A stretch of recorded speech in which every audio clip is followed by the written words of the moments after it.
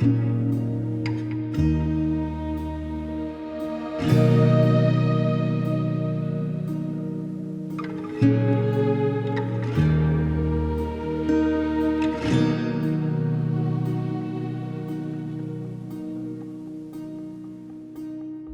guys, it's Adam from Lucipixel and welcome back.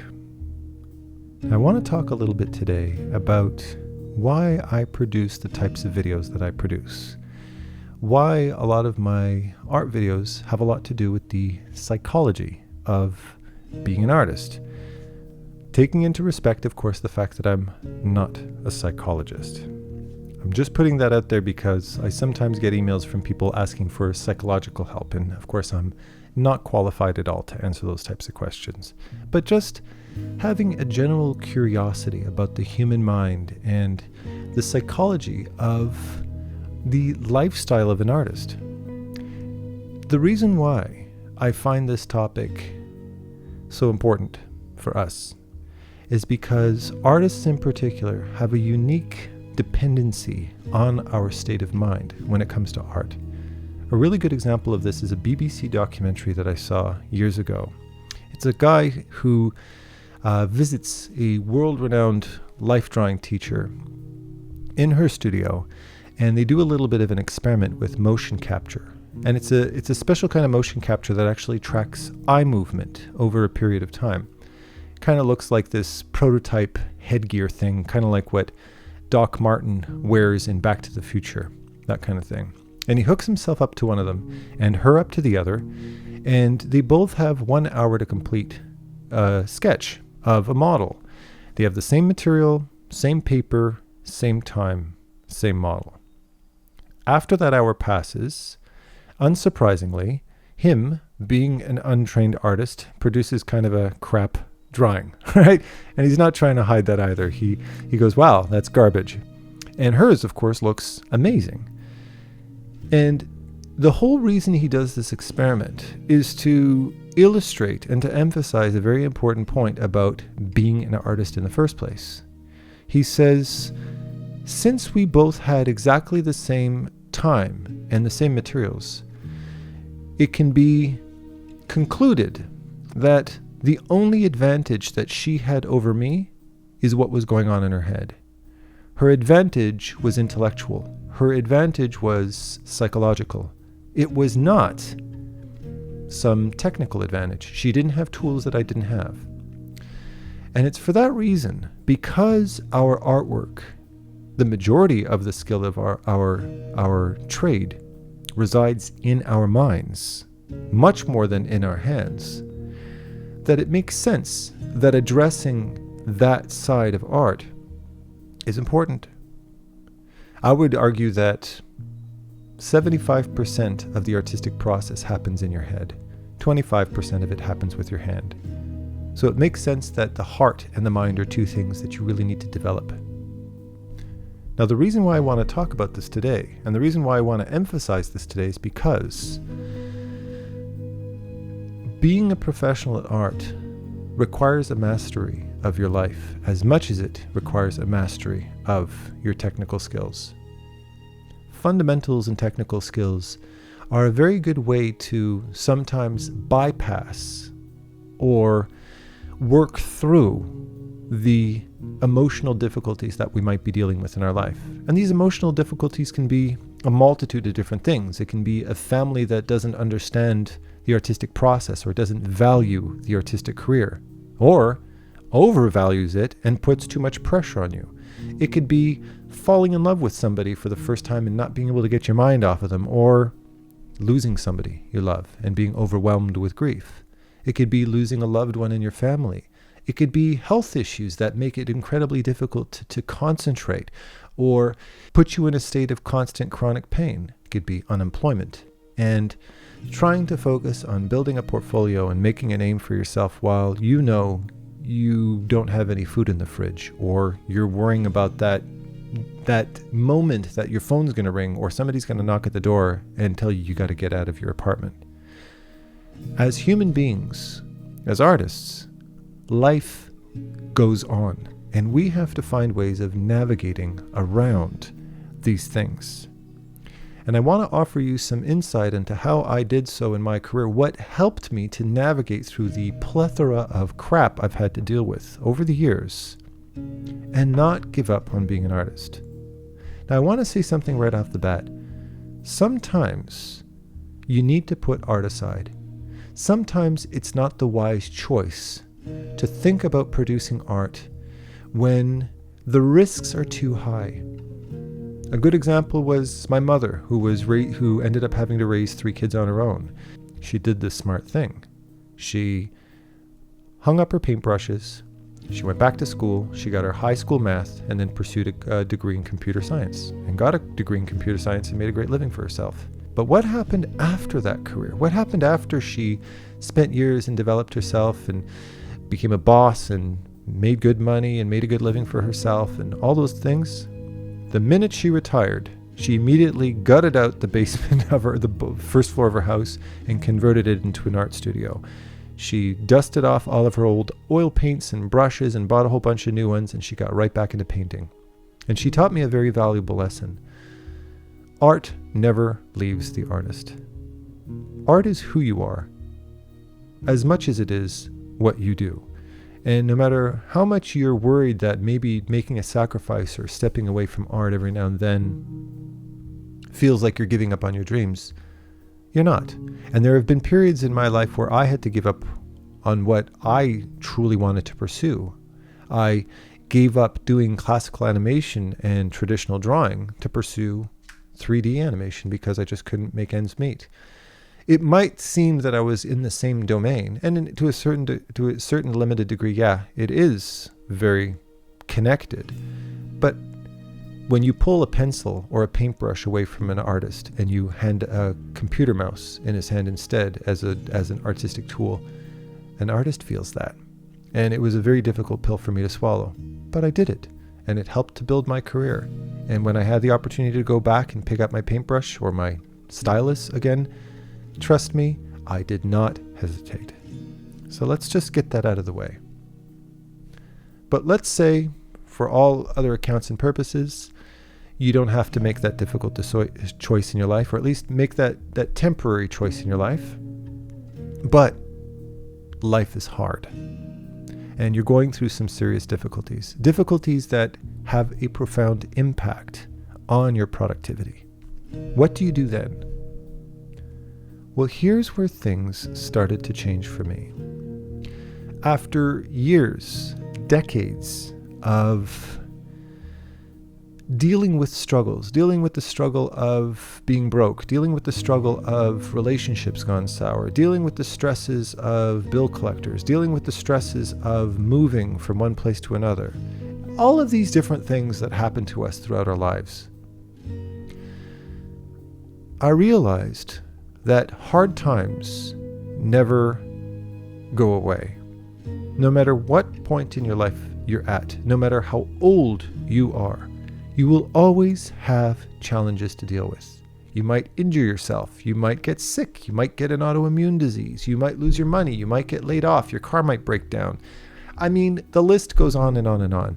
Not only that, but politically, there might be a virus circulating around that forces you to stay home.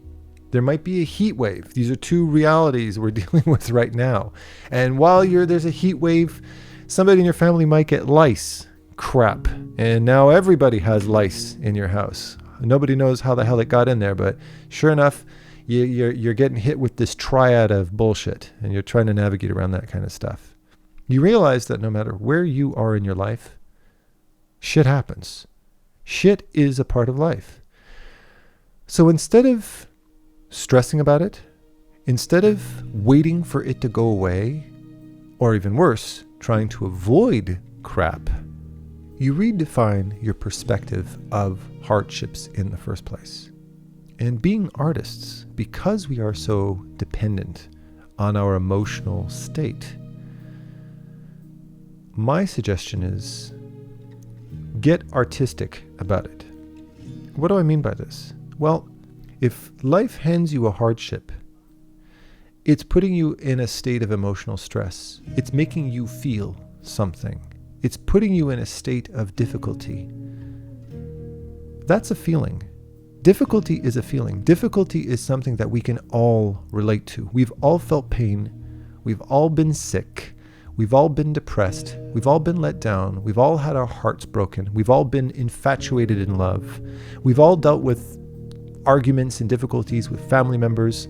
We've all had things break down that were too expensive for us to fix. We've all dealt with this crap that life serves us. You can run from it and wait for it to pass. You can wait for some politician or for some leader to come and fix your problem so you can get back to life as normal. Or you can take advantage of it and analyze it from a psychological level, from an artistic perspective. Create an artistic perspective on what's going on and ask yourself the question, how can I take this situation and create an artistic interpretation of it? How can I turn hardship into art? It might not be a permanent solution because you're probably not going to feel like crap for the rest of your life. It's going to be a temporary thing. But think of how you can channel feelings like that into something artistic. Artists do this all the time. Life has always handed us crap to deal with. And somehow, artists have always had a way of taking advantage of these situations to create an artistic timestamp, just like what I was talking about in my last book review. Your job as an artist is to capture emotional and historical timestamps and communicate that feeling to other people. Think about how much amazing art was created during the Great Depression. Think about how much amazing art was created during the Holocaust. Capturing terrible, horrible events of suffering, of difficulty, of hardship, of sadness, and translating that into art, translating it into an emotional expression. You can call me an optimist, but I don't like to think of myself as an optimist. I like to think of myself as being adaptable. One of the best skills I've ever learned in my life is my ability to be adaptable. Life has never ever been linear for me. I did not reach where I am today with a predetermined path. Life was a series of surprises, unexpected changes of events, hardships, happinesses, and I've managed to find a way to adapt to these different situations, to be able to keep moving forward in some creative way. When I was broke, when I had no money, I didn't sit around and wait for that money to come.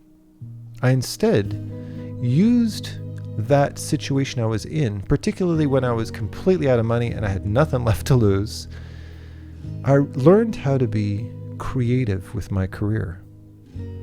Honest to goodness, my mentorship, Lucid Pixel, my YouTube channel, would not exist if I didn't first learn how to creatively adapt myself to a shitty workplace of very poor employment statistics for artists.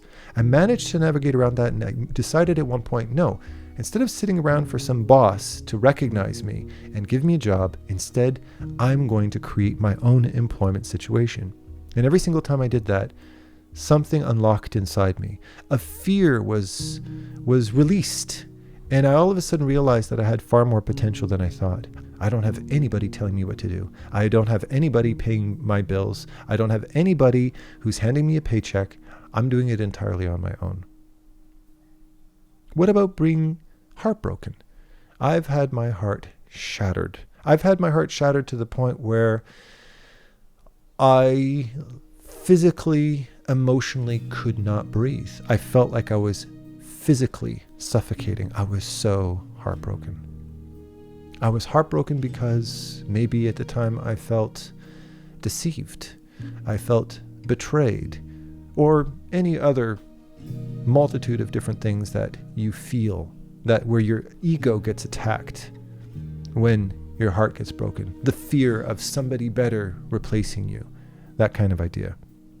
What did it teach me? It taught me integrity. It taught me how to value myself through my own eyes and not through the reactions of others. If somebody calls me a name or if somebody accuses me of something, I don't have to react defensively because I can objectively see my own good and my own bad, and I am capable of knowing when I've authentically done something right and authentically done something wrong. And if somebody leaves me for somebody that they feel more compatible with, somebody who they have a better relationship with, somebody who they have better chemistry with, that's not necessarily an indication of how much I suck or how unsexy I am or how skinny or how fat I am or how big or small my nose is or how much or how little hair I have on my head. It's because they're a person, I'm a person, we all work on certain wavelengths, and they found somebody who was on a wavelength that was more compatible with their own. And I too have somebody out there that I can have that compatibility with. It's not an indication of my quality as a human being. It's an indication of the fact that I'm different and so are you, and that's fine. And it was at that point where if somebody walked down the street and gave me a funny look that I didn't know, I wouldn't sit there and go, why the hell are they looking at me? What the hell, and you start checking yourself in the mirror to see why you look stupid, or, does my hair color look okay? Maybe I chose the wrong shirt. No, I can look at them and say, that's weird, and go on with my life and not give it another second thought. And then I realized that I looked in the mirror and my pants fell down around my knees and I didn't realize, and I've been walking around naked from the waist down. Okay? So, could be that too, right? And what did unemployment teach me? Unemployment taught me the most important thing. Despite all of the ups and downs of my career, it made me realize that when you truly love something, nothing will get in the way. Well, yes, one thing will get in your way. Death. But that's about it. Despite how many times I was riddled with self-doubt, no matter how many times I felt like I completely sucked and I didn't have what it took, for some reason, I never gave up. I just kept going. It taught me the importance of perseverance. And furthermore, it taught me that I had conviction, that I put my money where my mouth was, that I didn't give up when times were tough. And it's because I was willing to do something and push myself through something that other people weren't willing to do that I succeeded. My success has nothing to do with how much better I am at what I do than you. It has everything to do with the fact that when I was failing, I didn't stop. When other people did. And I'm not hating on them. Maybe they decided it wasn't important enough for them and they decided to go back to school and get a degree in something else. Totally cool. But for me, I wanted to be an artist, and it was the only thing I could see myself being that allowed me to bring my greatest quality to the world. Not only as a person who creates art, but as an emotional, intellectual human being. I found that it completed me as a person. So I never gave up on it. And as such, here I am, finally, in my mid-40s, with something to show for it. But for many years, I didn't. At least I felt I didn't. And what did being trapped teach me? And by trapped, I mean trapped in my head, trapped in a lifestyle, trapped in a toxic relationship, trapped in a crap job where people treat me like crap, trapped with a socio-economic situation that I can't get myself out of. What did that teach me? It taught me freedom. It taught me that life is never going to give you the key to unlock your own cage. You got to do that yourself. Regardless of the situation that you find yourself in, you can always choose your own way of perceiving it in your head. And you can perceive the world through a different lens by changing your perception. I'll give you a good example. Look at the Black Lives Matter protests that are going on right now. There's something remarkable that I've witnessed happening with a lot of black people around the world. When you look at these politicians, when you look at these police officers, when you look at these authorities, when you look at these intellectuals online discussing the pros and cons of Black Lives Matter and the legitimacy of it and just how much black people are truly suffering, or politicians that are still playing this ambiguous game of confusion and delays to prevent real progress from happening. I've been paying very close attention to how black people are addressing it, how Black people are reacting to this frustration. And I realized something remarkable. I would be far quicker to get triggered by this tactic. I'd be far quicker to lose my temper.